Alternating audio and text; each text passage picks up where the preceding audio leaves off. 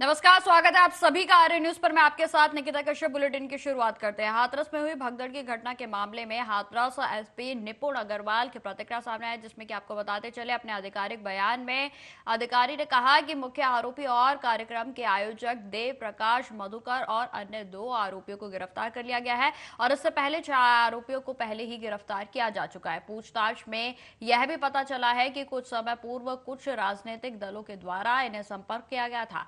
हाथरस में 123 लोगों की मौत के बाद से फरार चल रहे सूरजपाल उर्फ भोले बाबा उर्फ नारायण साकार विश्व हरि ने पहली बार मीडिया के सामने आकर भी बयान दिया, जिसमें उन्होंने कहा कि हम 2 जुलाई की घटना के बाद बहुत ही व्यथित हैं। बाबा ने कहा कि प्रभु हमें दुख की घड़ी में इससे उभरने की शक्ति दे।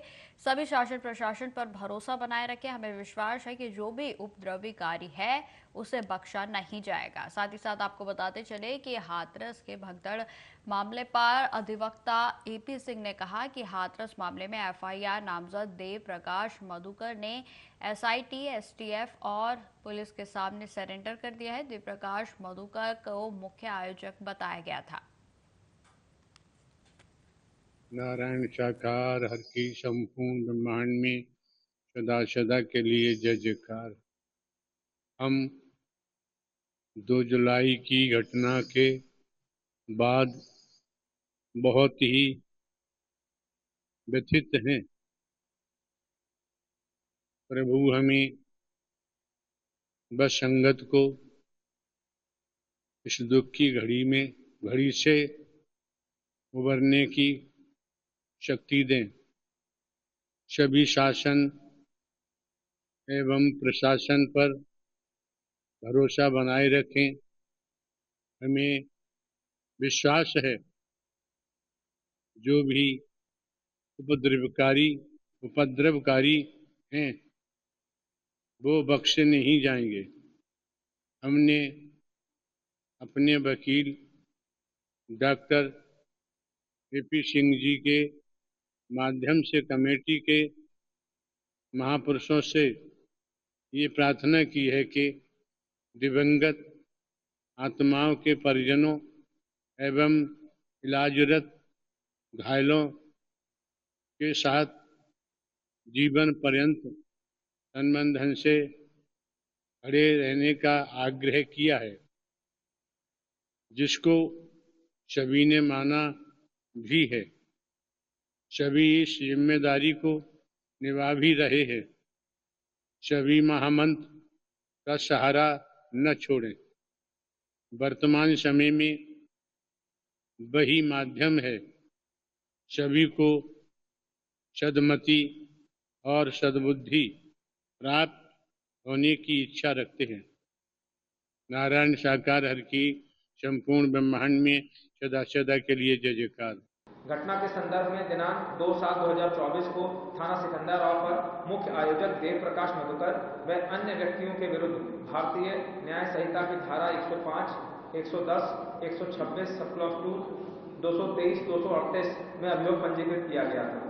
घटना की विवेचना पुलिस उपाधीक्षक स्तर के अधिकारी को स्थानांतरित करते हुए पूर्व में 6 अभियुक्तों को गिरफ्तार किया जा चुका है।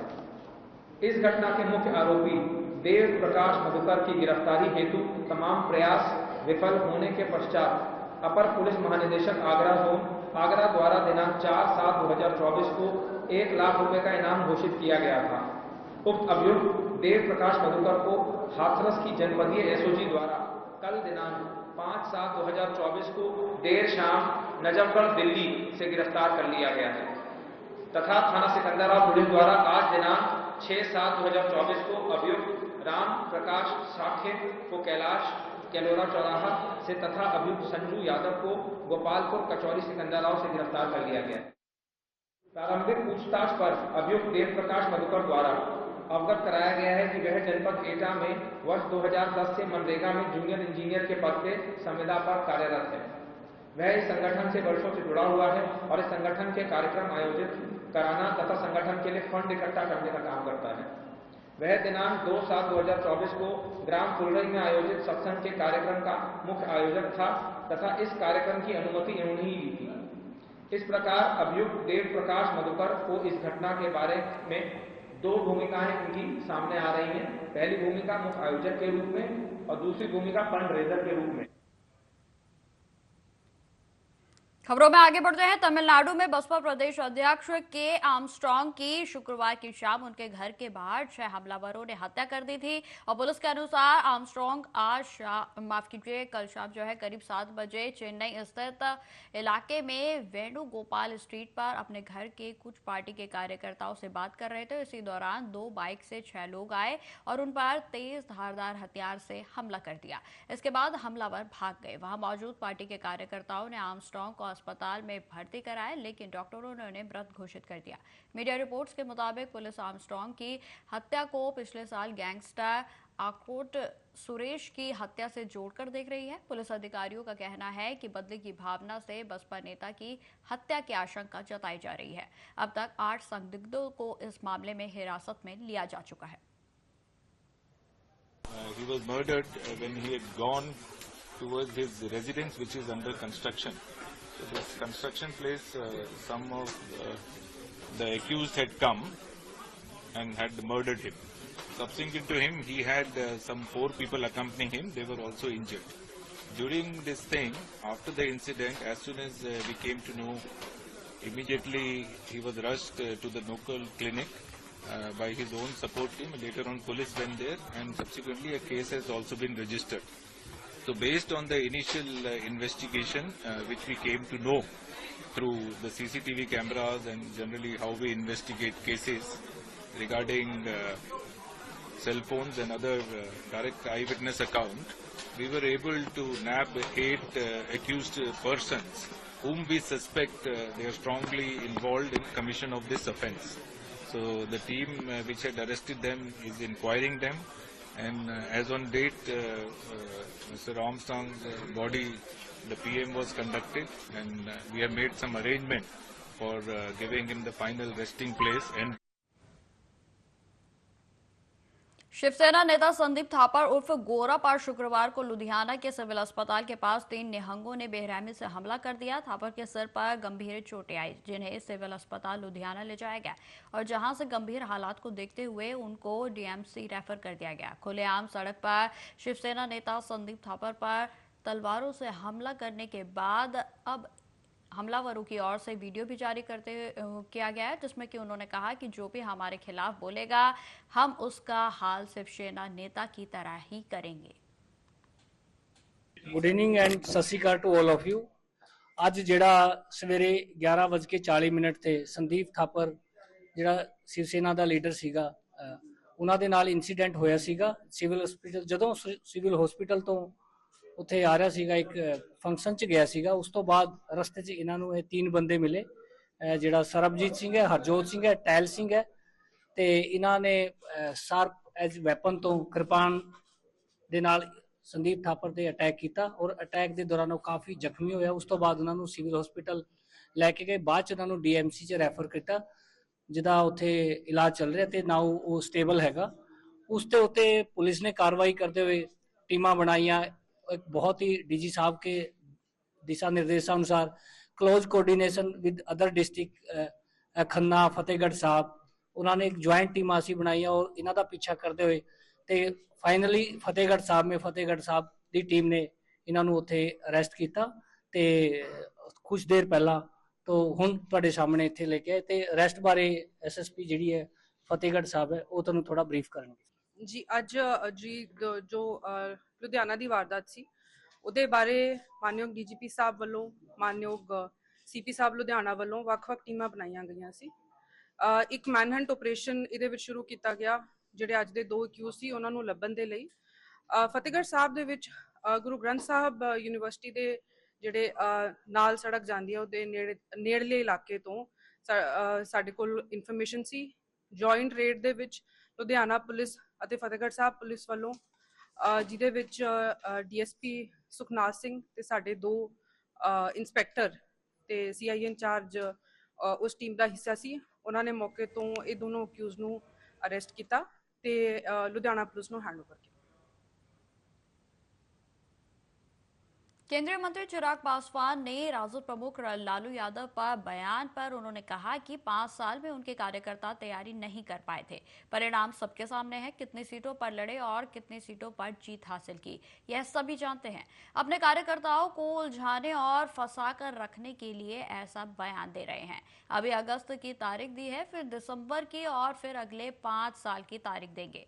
जिस मजबूती से पीएम के नेतृत्व में यह सरकार चल रही है, अगले 5 साल यह सरकार पीएम के नेतृत्व में कई बड़े और कड़े फैसले लेगी। आगे उन्होंने क्या कुछ कहा, आप सुनिए। 5 साल में तो उनके कार्यकर्ता तैयारी कर नहीं पाए थे। परिणाम सबके सामने, कितनी सीटें लड़े और कितनी जीते हैं ये सब जानते हैं। देखिए, अपने कार्यकर्ताओं को उलझाने के लिए, उनको रिझाने के लिए, उनको फंसा के रखने के लिए भैया 5 साल तक क्या करेंगे? यही बातें बोलना ना पड़ेगा। अब चुनाव हो रहा है, अभी अगस्त की डेट दी है, उसके बाद दिसंबर की देंगे, उसके बाद अगले साल की देंगे, फिर 1 साल की देंगे, फिर 1.5 साल की देंगे, करते करते अगला 5 साल इन लोगों को किसी तरीके से खींचना है।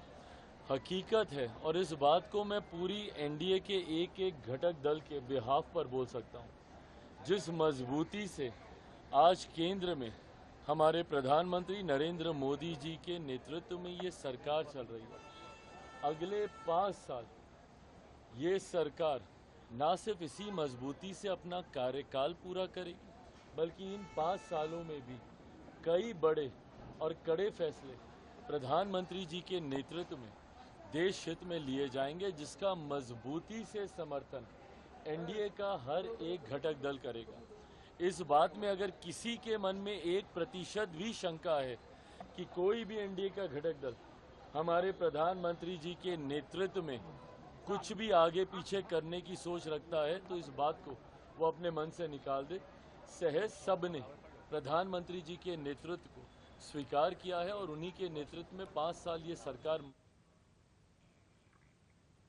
कांग्रेस सांसद और लोकसभा में विपक्ष के नेता राहुल गांधी अहमदाबाद पहुंचे, जहां आपको बताते चले कि उनके द्वारा प्रतिक्रिया जो है कई तरीके के बयान भी दिए गए, जिसमें कि आपको बताते चले कि वे यहां राजकोट गेमिंग जोन त्रासदी के पीड़ितों और पार्टी के कार्यकर्ताओं से मुलाकात के बाद विपक्ष के नेता और कांग्रेस के सांसद राहुल गांधी ने कहा कि उन्होंने अयोध्या सांसद अवधेश प्रसाद ने कहा कि राहुल जी, मुझे पता लग गया था कि मैं अयोध्या से चुनाव लड़ने वाला हूं और जीतने भी वाला हूं। उन्होंने कहा कि मुझे अयोध्या के लोग कहते थे कि अयोध्या में मंदिर बनाने के लिए हमारी जमीन ली गई है, कई दुकानें और घरों को तोड़ा गया है और आज सरकार ने आज तक उन लोगों को मुआवजा नहीं दिया है। वहीं आपको बताते चले कि फिलहाल राहुल गांधी अहमदाबाद से वापसी के लिए रवाना हो चुके हैं। कि उन्होंने राम मंदिर का इनॉग्रेशन किया और इंडिया गठबंधन अयोध्या में चुनाव जीत गया। ये हुआ क्या? और मुझे जवाब उन्होंने दिया, मैं ये जवाब आपको देना चाहता हूं। उन्होंने कहा, राहुल जी, मुझे पता लग गया था, तकरीबन 6 महीने पहले मुझे पता लग गया था कि मैं अयोध्या से लड़ूंगा, और जिस दिन मुझे पता लगा उस दिन मुझे यह भी मालूम था कि मैं सिर्फ लड़ूंगा नहीं, इंडिया गठबंधन अयोध्या से जीतने जा रहा है। मैंने कहा कि आपको कैसे मालूम? पूरी देश में, मीडिया में, सब जगह राम मंदिर का इनॉग्रेशन हुआ, तो आपको कैसे मालूम? उन्होंने कहा कि राहुल जी, जब मैं अयोध्या में लोगों से बात करता था तो मुझे अयोध्या के लोग सिर्फ 2-3 चीजें कहते थे। पहली बात कहते थे कि अयोध्या में मंदिर बनाने के लिए, क्लीन अप करने के लिए बहुत सारे लोगों से जमीन ली गई, बहुत सारे लोगों की दुकानें, घर तोड़े गए, और आज तक जिन लोगों के घर छीने गए, तोड़े गए, दुकानें तोड़ी गई, आज तक उनको नरेंद्र मोदी जी ने कॉम्पनसेशन नहीं दिया। पहली बात, जहां भी वो जाता था लोग उनसे कहते थे हमारी जमीन छीनी गई, सरकार ने हमें मुआवजा नहीं दिया। दूसरी बात, अयोध्या का इंटरनेशनल एयरपोर्ट बना, बड़ा एयरपोर्ट, जमीन किसकी गई? अयोध्या के किसानों की जमीन गई। आज तक उनको सही मुआवजा नहीं मिला। आम आदमी पार्टी ने प्रेस कॉन्फ्रेंस करते हुए आम आदमी पार्टी के प्रवक्ता प्रियंका कक्कड़ ने कहा कि दिल्ली में कई स्थानों में रिज क्षेत्र है और जहां एक भी पेड़ काटने के लिए सुप्रीम कोर्ट की इजाजत लेनी होती है, लेकिन छतरपुर के एक रिज क्षेत्र में एलजी साहब ने बिना कोर्ट के आदेश के ही 1100 पेड़ अवैध रूप से कटवा दिए गए। आगे उन्होंने क्या कुछ कहा, आप सुनिए। विश्व की 20 सबसे प्रदूषित कंट्रीज में भारत के 18 शहर हैं। टॉप 20 में भारत के 18 शहर हैं। और फिर सिलक्यारा टनल जैसे एक्सीडेंट, ये सब इन्वायरमेंट प्रोटेक्शन के लिए जो नॉर्म्स बने हैं उनकी वायलेशन के नतीजे हैं जो हमें देखने को मिल रहे हैं। दिल्ली में भी, जैसा मैंने आपको बताया पहले भी, अरविंद केजरीवाल जी के निर्देशानुसार हमारे पर्यावरण मंत्री गोपाल राय जी ने बहुत ग्रीन कवर को, दिल्ली के ग्रीन कवर को एक हिस्टोरिक हाई पर पहुंचा दिया है। 82 लाख टोटल 4 साल में 2 करोड़ सैपलिंग्स लगे हैं। 82 लाख पिछले साल लगे थे, इस साल हमारा 64 लाख का लक्ष्य है, वो भी निश्चित तौर पर होगा। दिल्ली में कुछ जोन्स को इको सेंसिटिव जोन्स कहा जाता है, जिनके लिए स्पेशल अटेंशन चाहिए होता है, जिनके लिए स्पेशल लॉज होते हैं, जहां पे नेचुरल रिसोर्सेज अबंडेंस में होते हैं। तो यहां पर एक भी पेड़ काटने को पहले एक बोर्ड होता है, रिज मैनेजमेंट बोर्ड होता है, वहां पर पक्ष रखा जाता है पेड़ काटना क्यों जरूरी है, इनकी रिकमेंडेशंस आगे एक एम्पावर्ड कमिटी को जाती है, फिर ये रिकमेंडेशन सुप्रीम कोर्ट जाती है और सिर्फ सुप्रीम कोर्ट परमिशन दे सकता है इको सेंसिटिव जोन्स में पेड़ काटने के लिए, जिनमें एक इको सेंसिटिव जोन है सतबरी, जहां पर एलजी साहब गए और 1100 से अधिक पेड़ काटने का निर्देश दे दिया बिना सुप्रीम कोर्ट के अप्रूवल के। भाजपाइयों की धूर्तता यहां खत्म नहीं होती। पेड़ काटने के बाद वो सुप्रीम कोर्ट जाते हैं परमिशन मांगने। वहां पर सुप्रीम कोर्ट को पता चलता है कि ये पेड़ तो ऑलरेडी काट दिए जा चुके हैं। तो अब बार बार सुप्रीम कोर्ट एलजी से, भाजपा के निर्देश पे काम करने वाले उन अधिकारियों से दिल्ली सरकार सब जवाब मांग रहे हैं, पर कोई जवाब नहीं आ रहा। आम आदमी पार्टी की प्रवक्ता रीना गुप्ता ने प्रेस कॉन्फ्रेंस करते हुए कहा कि बीजेपी को घेरते हुए उन्होंने हमलावर जुबानी हमला बोला। आपको बताते चले, उन्होंने कहा कि अरविंद केजरीवाल जी हमेशा कहते हैं कि आखिर सब कुछ होने के बावजूद हम विकसित राष्ट्र क्यों नहीं बना पा रहे। हम विकसित राष्ट्र इसलिए नहीं बना पा रहे हैं क्योंकि देश में मोदी जैसा भ्रष्ट प्रधानमंत्री है। बीजेपी के भ्रष्टाचार से लोग बहुत परेशान हैं। आगे उन्होंने क्या कुछ कहा, आप सुनिए। बाबा सिद्दीकी का केस था, यह भी मुंबई का एक केस था। 500 करोड़ का स्लम रिहैबिलिटेशन का केस था, इसमें ईडी का केस था। इसमें भी वही हुआ कि मोदी जी ने वॉशिंग मशीन में धुलाई करी, क्लोजर रिपोर्ट शामिल कर दी गई। तो ये सब देख के देश की जनता बहुत ज्यादा इस समय परेशान है, क्योंकि आप देखिए कि रोज कहीं ना कहीं से भ्रष्टाचार का मामला सामने आ रहा है। रोज जो पुल गिर रहे हैं, बिहार में पिछले 10 दिन में 15 पुल गिर गए, 3 जो एयरपोर्ट गिर गए, नीट का पेपर लीक हो गया, यूजीसी का पेपर लीक हो गया। ये सारे केसेस अगर हम देखेंगे, इन सारे केसेस में कहीं ना कहीं भ्रष्टाचार एक कारण है।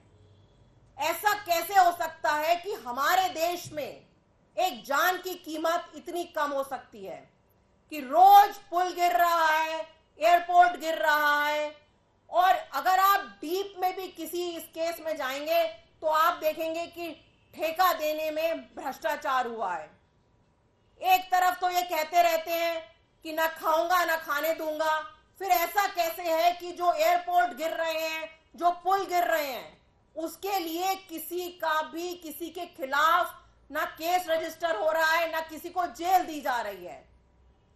ये सब देख के जो इस देश के अमीर लोग हैं उन्होंने तो निर्णय ले लिया है कि इस देश में मोदी जी के राज में कुछ नहीं बदलेगा। और पिछले 7-8 साल में लगभग 50,000 अमीर लोग देश छोड़ के चले गए हैं। हाई नेटवर्थ इंडिविजुअल जिसको इनको कहा जाता है, ऐसे लोग जो देश में करोड़ों की कारोबार शुरू कर सकते हैं, करोड़ों की कंपनी बना सकते हैं, हमारे युवाओं को रोजगार दे सकते हैं, वो कह रहे हैं कि इस देश में इतना टैक्स देके रहने का क्या फायदा जब आपकी क्वालिटी ऑफ लाइफ इतनी खराब है। आज तक किसी ने सुना है कि न्यूयॉर्क में या लंदन में कोई एयरपोर्ट गिर रहा हो? वहां तो अक्सर कई इंच बर्फ पड़ता है, आंधी आती है, तूफान आता है। वहां तो कभी किसी ने एयरपोर्ट गिरने का कभी ऐसी खबर नहीं आई। हमारे देश में क्यों हर दिन एयरपोर्ट गिरने की। इस वक्त की बड़ी खबर का रुख करते हैं जो कि जम्मू कश्मीर के कुलगाम से सामने आ रही है। आपको बताते चले कि कुलगाम में मोदरगाम इलाके में मुठभेड़ हुई थी और जिसमें सुरक्षा बल और आतंकवादियों के बीच ये मुठभेड़ हुई थी और जिसमें आप ताजा अपडेट के अनुसार आपको बताते चले कि एक जवान जो है वो शहीद हो गया है मुठभेड़ के चलते और साथ ही साथ एक जवान घायल है और जिसका अस्पताल में उपचार जारी है। तो इस वक्त की बड़ी खबर हम आपको बता रहे हैं, आतंकी और सुरक्षा बलों के बीच गोलाबारी हुई थी और इस मुठभेड़ के बीच हमारा एक जवान शहीद हो गया है। तो वहीं आपको बताते चले कि एक अन्य जवान का इलाज अस्पताल में जारी है। घायल जवान को अस्पताल में भर्ती कराया गया है और अभी आपको बताते चले कि इस जवान की भी जो स्थिति है वो गंभीर बनी हुई है। तो इस वक्त की बड़ी खबर हम आपको बता रहे हैं, तमाम तस्वीरें हम आपको दिखा रहे हैं जो कि जम्मू के कुलगाम की है, जिसमें कि आपको बताते चले कि आज दोपहर के बाद से ही सुरक्षा बल और आतंकियों के बीच जो गोलीबारी है उसकी खबरें सामने आ रही थी और जिसके बाद मुठभेड़ में अब खबर सामने आई है कि इसमें एक हमारा जवान जो है वो शहीद हो गया है और साथ ही साथ एक अन्य जवान जो है वो गंभीर रूप से घायल हो गया जिसे इलाज के लिए अस्पताल में भर्ती कराया गया है। तो इस वक्त की बड़ी खबर हम आपको बता रहे हैं, लगातार जिस तरीके से घाटी में घुसपैठ और आतंकी हमलों की खबरें सामने आती रहती है, इस बीच जो हमारे सुरक्षा बल के जवान हैं वो भी पूरी मुस्तैदी के साथ इलाके में मुस्तैद हैं। साथ ही साथ आपको बताते चले कि भारतीय जवानों की ओर से सर्च ऑपरेशन भी चलाया जा रहा है जिसमें आधिकारिक बयान के अनुसार ये जानकारी दी गई थी कि ये जो सर्च ऑपरेशन चलाया जा रहा है वो आज शाम तक अंधेरा होने से पहले पूरा कर लिया जाएगा, क्योंकि इस इलाके में कई अन्य आतंकवादियों की घुसपैठ की खबर सामने आ रही है। इसमें आशंका जताई जा रही है कि इलाके में और भी आतंकवादी जो है वो छिपकर बैठे हुए पाए जा सकते हैं और इसी को देखते हुए पूरे घाटी में, कुलगाम में, पूरे इलाके में सर्च ऑपरेशन सुरक्षा बलों की ओर से चलाया जा रहा है। लेकिन इस बीच जो है दुखद खबर वो यही है हमारे लिए कि हमने अपने एक जवान को खो दिया है और वहीं एक अन्य जवान जो है वो गंभीर रूप से घायल हो गया है जिसका उपचार अस्पताल में जारी है।